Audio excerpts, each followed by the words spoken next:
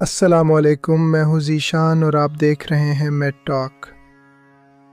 ہم جب بھی کسی ڈاکٹر کا تصور کرتے ہیں تو ہمارے ذہن میں ایک بڑی گاڑی، ایک شاندار گھر اور ایک پرسکون زندگی کا عکس ابھرتا ہے۔ معاشرے میں یہ سمجھا جاتا ہے کہ ڈاکٹر بننے کا مطلب ہے بے پناہ پیسہ، لیکن کیا آپ نے کبھی اس سفید کوٹ کے پیچھے چھپی تلخ حقیقت کو دیکھنے کی کوشش کی ہے؟ آج ہم بات کریں گے اس نوجوان ڈاکٹر کی جو اپنی جوانی کے بہترین سال کتابوں اور وارڈ کی تھکا دینے والی ڈیوٹیوں میں گزار دیتا ہے، لیکن جب مہینے کے آخر میں اس کے ہاتھ میں تنخواہ آتی ہے تو وہ اس کی اپنی بنیادی ضروریات پوری کرنے کے لیے بھی ناکافی ہوتی ہے۔ ایک ڈاکٹر بننے کا سفر 5 سال کی کڑی محنت سے شروع ہوتا ہے، جس پر والدین اپنی عمر بھر کی جمع پونجی لگا دیتے ہیں۔ پرائیویٹ میڈیکل کالجز کی فیسیں آج کل لاکھوں میں نہیں بلکہ کروڑوں تک جا پہنچی ہیں۔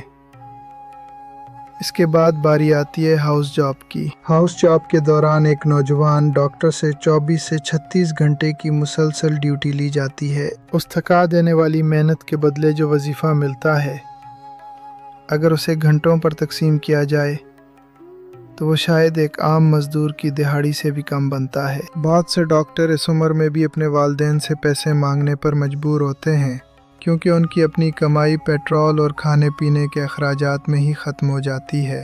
بات یہاں ختم نہیں ہوتی۔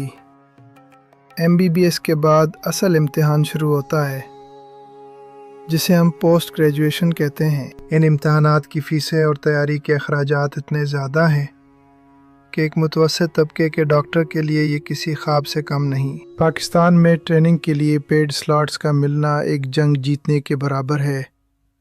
ہزاروں ڈاکٹرز ایسے ہیں جو ان پیڈ یعنی مفت میں کام کرتے ہیں، صرف اس امید پر کہ وہ کچھ سیکھ سکیں اور کل کو ان کا مستقبل بہتر ہو۔ سوچئے، ایک شخص جس کی عمر 30 سال کے قریب ہو، جو دن رات انسانی جانوں کی حفاظت کر رہا ہو، اس کے پاس اپنے گھر کا راشن لینے کے پیسے نہ ہوں تو اس کے دل پر کیا گزرتی ہوگی؟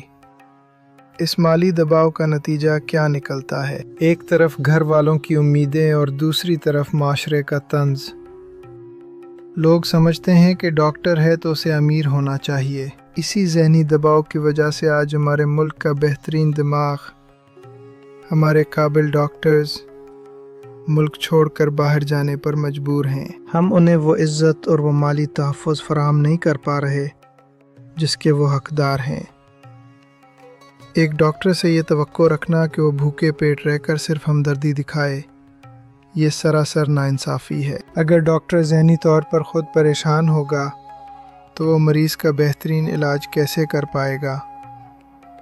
ڈاکٹر کوئی فرشتہ نہیں، وہ بھی ایک انسان ہے جس کی اپنی ضرورتیں اور اپنے خواب ہوتے ہیں۔ اگر ہم چاہتے ہیں کہ ہمارا نظام صحت بہتر ہو تو ہمیں ان ڈاکٹروں کی قدر کرنی ہوگی جو تمام تر سختیوں کے باوجود یہاں ڈٹے ہوئے ہیں۔ حکومت کو چاہیے کہ وہ ڈاکٹرز کے لیے بہتر تنخواہیں اور ایک واضح کیریئر اسٹرکچر بنائے تاکہ ہمارا سرمایہ دوسرے ملکوں میں نہ جائے۔ امید ہے آج کی یہ ویڈیو آپ کو ایک نئی سوچ دے گی۔ اگر آپ ڈاکٹر ہیں تو اپنی رائے کمنٹس میں ضرور دیں۔ اللہ حافظ۔